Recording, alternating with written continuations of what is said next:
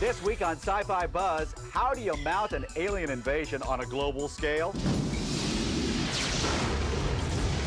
Find out from the director and stars of Independence Day. A major art heist targets famed fantasy artists Don Mates and Janny Wirtz. An interactive wonderland where you can create your own TV show, record, or video game. And creating more computer effects than you've ever seen before in a movie for frighteners. Give it, Saint. Death ain't no way to make a living. Prepare. Stand by. The buzz. Sci-Fi.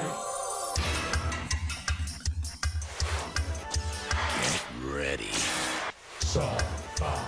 Sci-Fi Buzz. Hot time, summer in Sci-Fi Central. It is so hot. Well, first of all, hi everybody, Mike Jarrett here, your host here on Sci-Fi Buzz.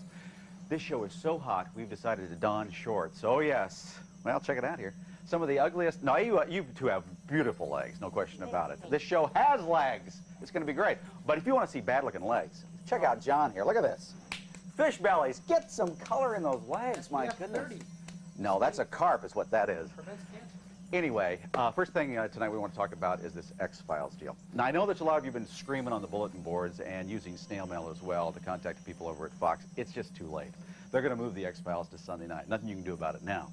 But our staff says this is not a conspiracy, folks. Oh, no, no, no. They don't want to try to kill off the series before the movie comes out. No, the real reason, Dave has it. Football, Mike. Yeah. I don't get it. What do you mean? Football. The Fox execs are upset they can't get any show to succeed after their football telecasts on Sundays. So, okay, let me get this right. So they're saying if they put a cult TV show in there with a cult following, naturally, they'll have a lot of people to watch after the football game because the X-Files people will go find it no matter where it is. They'll follow the files. And then the football fans, they hope, will turn into paranormal fans, boosting the Sunday night ratings, and they got it made. That's actually very clever. I think it's smart. If you're like me, I like to tape the X-Files, actually, so I can watch it again. So when would I set my VCR, though? Because football games always run long. When would I put a... Maybe there is something sinister about this after all. Sci-Fi Buzz.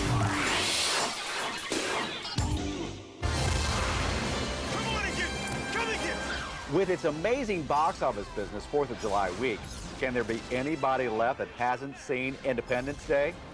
Cut! Roland Emmerich and Dean Devlin, the same creative team from Stargate, have made a movie that is just plain big.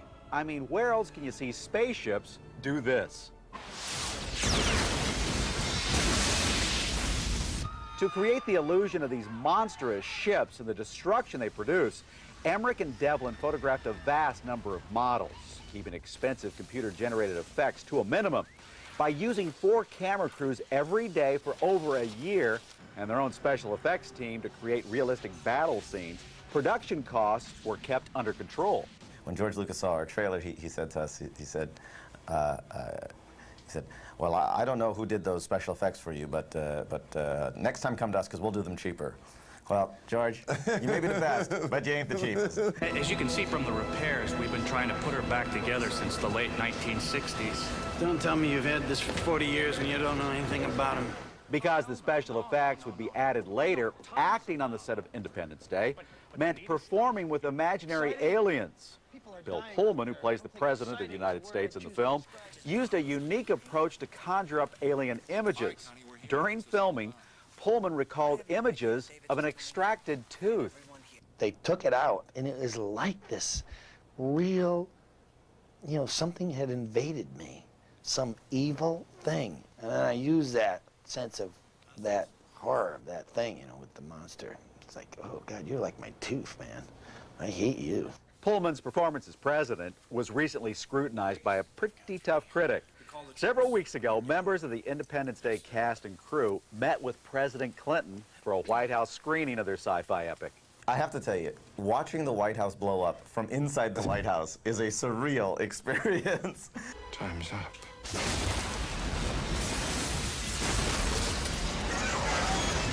While the real government may not be ready to come clean about extraterrestrial life, one member of the Independence Day cast thinks he knows who may hold some answers. Jeff Goldblum says Steven Spielberg might have become privy to some classified information when making Close Encounters. The actor says he recently tried to press his Jurassic Park director for more information. Checkmate. And I said, hey, Steven, I'm going to be talking about UFOs and da-da-da-da. What's the story? Is there anything that you can tell me about Area 51 or something? And he didn't tell me that much, but he said, what did he say? He said, oh, the evidence is there, and I'll tell you more about it. Oh, I got to go. That's all. So I'll find out more. I will find out more, and if next we talk, I'll tell you what I find out from him. So while we wait for Goldblum to get back to us with the big scoop, we have to be content with catching a second or third showing of Independence Day in the theaters. And let's hope if these cosmic creatures really do exist, that our future holidays don't end up like this. Sci-Fi Buzz. Next, help the Buzz track down 23 stolen paintings from acclaimed fantasy artists Don Mates and Janny Wirtz. Stand by.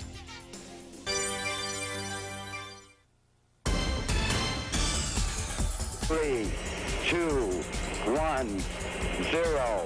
Liftoff. A group of St. Louis businessmen recently announced that they will award $10 million to the first private aviator to make a suborbital space flight and return safely to Earth. Contest organizers see their so-called X Prize as similar to the $25,000 offered in 1919 for the first transatlantic flight. Charles Lindbergh won that prize only after several other pilots had met their makers. To keep mad scientists from testing prototypes on their mothers-in-law, Apollo 11 moonwalker Buzz Aldrin had this suggestion, quote, maybe we should require that the originator of the project has to go along. Good idea, Buzz. What's all the excitement, Captain? Jules Verne is making yet another comeback. The long-dead sci-fi scribe whose stories wowed moviegoers back in the 50s and 60s is the creative impetus behind two new television productions for 1997. ABC has just ordered a 4-hour miniseries version of 20,000 Leagues Under the Sea. And the Sci-Fi Channel is planning its own take on Journey to the Center of the Earth. If we could only coax Ray Harryhausen out of retirement. I've still got the greatest enthusiasm and confidence in the mission. Never one to retire, Arthur C. Clarke has begun writing the long-awaited conclusion to his Odyssey series. It began in 1968 with the film and book 2001: A Space Odyssey. In 1982, Clarke penned 2010, which also became a film in 1984. He followed that up with 2061 in 1988, and if all goes well, we should reach 3001 as early as the spring of '97. And that's the latest Buzz. This didn't make the Buzz News, but I thought it was kind of worth mentioning. Last month was that 2-week Klingon language camp. It was held up in Red Lake, Minnesota. A lot of fun. People actually get together and actually use the Klingon language for a couple of weeks. Kind of cool. Now, Kapa, you know what I'm talking about, is going to be held next week in Philadelphia. And that's a 4-day gathering of hardcore Klingon language enthusiasts. And they're actually led by a Chestnut Hill College linguistics professor. So that's a lot of fun. Now, our sci-fi wish to you folks is this. Kahapla. Bless you, Mike. Make sure you mention the art theft. What are you talking about? Oh, yeah, that story. That's coming up next, of course. I got so excited I got through that Klingon language. Yeah. It's a sad story, but it is a true story about some sci-fi and fantasy art that was stolen. This is a true heist. They are the work of two of the most acclaimed fantasy artists in the world. They have adorned book covers, been turned into trading cards, and hung in museums. And then last fall, they became stolen property. Designed by artists Don Mates and Janny Wirtz, these notable paintings were set to appear alongside their creators at the Baltimore World Fantasy Convention last October. And while Mates and Wirtz made it to the convention, their paintings did not. The 23 pieces of art, shipped through a popular delivery service, were stolen somewhere in Baltimore. We were devastated. We're still devastated. It's still a very, very hard subject because they were original paintings. A lot of times you'll put the paint down and it's spontaneous. You can never reproduce that. You can never recreate that. They're irreplaceable to us. You know, you always thought that, well, gee, you know, they'll turn up somewhere. And when we really realized that, you know, this thing is is definitely a bad situation. It was probably when we're crawling around the back streets of Baltimore with flashlights looking in alleys. The missing artwork includes illustrations created for fantasy novels, some of them Janney's own, and a new Stephen King book. Shipped in a large 147-pound crate, the paintings have an estimated value of over $100,000. As to who is behind this art heist, Janney and Don can only guess. It could have gone two ways. Either it was someone knew us and targeted the work. It was a collector maybe who knew the work was coming in and paid people to lift it. I think that's a little far-fetched because we're a tight community and most collectors aren't that dishonest. Or it was picked up by someone who had an inkling there was artwork in it and knew how to fence that. And very quickly, it reached channels that knew what to do. When Janney and Don realized their work was missing, they immediately sprung into action. The married couple contacted law enforcement, auction houses, museums, and the media in hope of finding the irreplaceable collection. It's my belief that the paintings probably dispersed and went out of state within 7 days, and some of them may even be out of the country right now. It's possible someone as far as the Pacific Rim where there's a market for that, where they won't ask questions. But I'll add again, we have fans over there. We sent material on these stolen paintings to the Japanese fan network, and they're already dispersing it, so it's going to become worldwide known. Don and Janney are asking for your help in locating the stolen artwork. A website on the internet is available for closer inspection of the paintings, and a substantial reward is being offered for information that leads to their return. Don and Janney are keeping their fingers crossed. The usual case with recovery of fine art, and there's a very good chance you can recover it, is that they wait a while, and then when they feel safe, they start bringing the artwork out and trying to find out how much it is or trying to find a venue to sell it. Once that happens, it's visible. And if the people who lost the art make every effort to keep that artwork in the public eye so that enough people are aware of it, if you find one piece, they'll backtrack and they'll get them all. So we only need to find one. All right, kid, quit jumping around and acting like a baby. This is serious. No, this is not a drug-induced sequel to last summer's Casper movie. This is the summer's strangest picture, The Frighteners. Directed by New Zealand-born Peter Jackson, The Frighteners is nothing like Casper, Ghostbusters, or even Poltergeist. In fact, The Frighteners can't be classified into any one genre, and it has what appears to be a record-breaking number of computer-enhanced effects. I actually don't know what film has the most special effects shots, but we finished 570 shots. You know, which I know is a hell of a lot. I mean, Casper did about 450, so I don't know what else would have done 570. And, you know, that's 51 minutes, 45 seconds of screen time, if they were joined back to back. So that's half the movie. You know, half the amount of film that you're seeing is a CG shot in The Frighteners. Did the bed levitate? Yeah, with me on it. Spontaneous recurrent psychokinesis. Oh, boy. In The Frighteners, Michael J. Fox stars as psychic investigator Frank Bannister, a strange con man who takes advantage of the living by befriending the dead. Frighteners executive producer Robert Zemeckis and Fox had worked together on the Back to the Future films, and Zemeckis convinced him to meet with director Peter Jackson.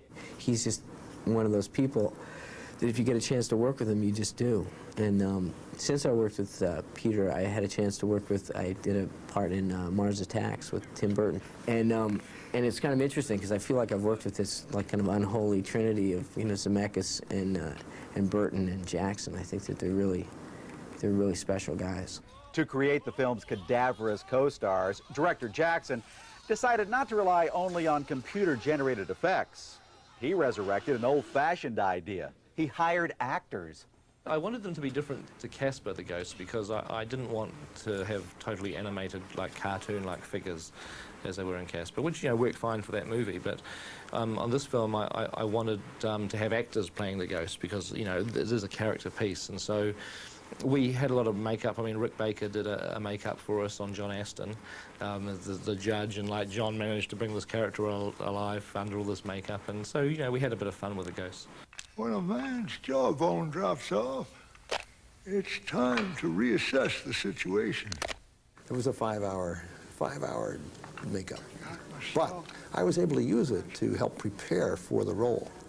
And this was, as I saw myself developing in the makeup mirror, I could gradually get into character. And of course, that jawbone and teeth that were so strange in my mouth really kind of helped or hindered me enough so that I had to talk the way I talked. See, with my bone back, I can talk. Like Peter Jackson's previous films, Dead Alive and Heavenly Creatures, The Frighteners is not your typical movie experience. What remains to be seen is whether this ultra-strange but incredibly inventive film stands a ghost of a chance of succeeding in this summer's box office battle. This is just this goofy, scary, bizarre movie from this like mad, insane guy who lives in New Zealand, and you know, go and see it and it'll change your life.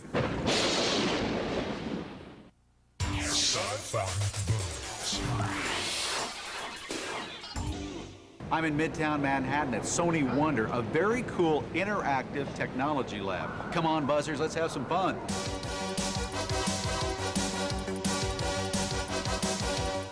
Hi, welcome to Sony Wonder. Oh, it's a pleasure to be here. Okay, well, we're a technology lab with interactive exhibits, and to play with our exhibits, you're going to need a card.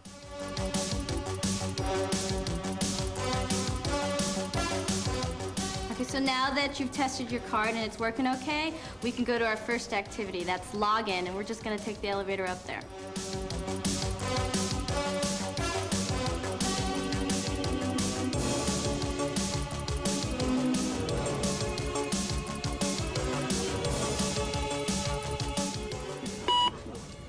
Great. You're officially logged in as a media trainee. Oh my gosh, the communications bridge. This is cool.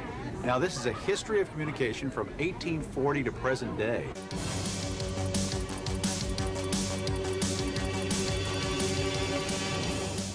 Television.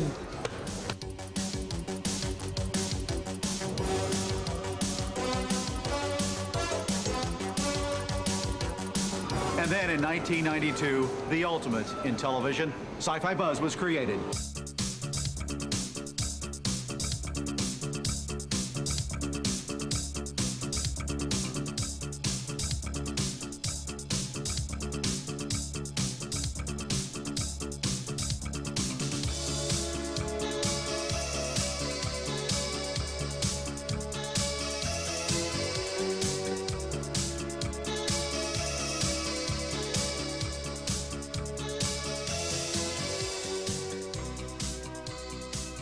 Hey, Sparky, go and tell Celine. Celine Dion's going to be here any minute.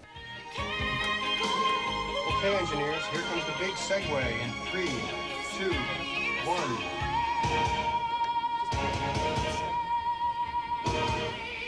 Great job, engineers. You nailed it. Engineer 3, it's music to my ears. Engineer 3, try bringing up the bass on track 12. Oh, good, I get to be the cameraman. You're always the cameraman. I get to be the cameraman. No. You get in front of the camera. That's where you... I should be in front of the camera? Yes, in front of the camera. Oh, thank you. Thank you very much. You're welcome. How's my hair look?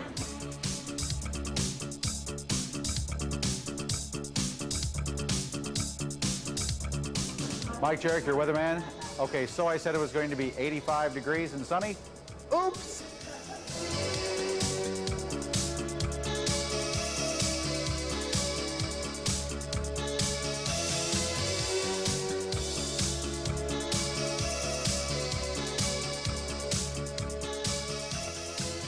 Okay, watch this. Here we go. We got a program now. All right, combat time. Congratulations, Sony Wonder graduate. I finally graduated from something. What a wonder. But I'm logging out. Oh, look. Proof. Be honest, folks, do we look like a bunch of Southwest Airlines flight attendants? I don't know if the shorts work or not. Hi, I'm Mike. Fly me. Okay.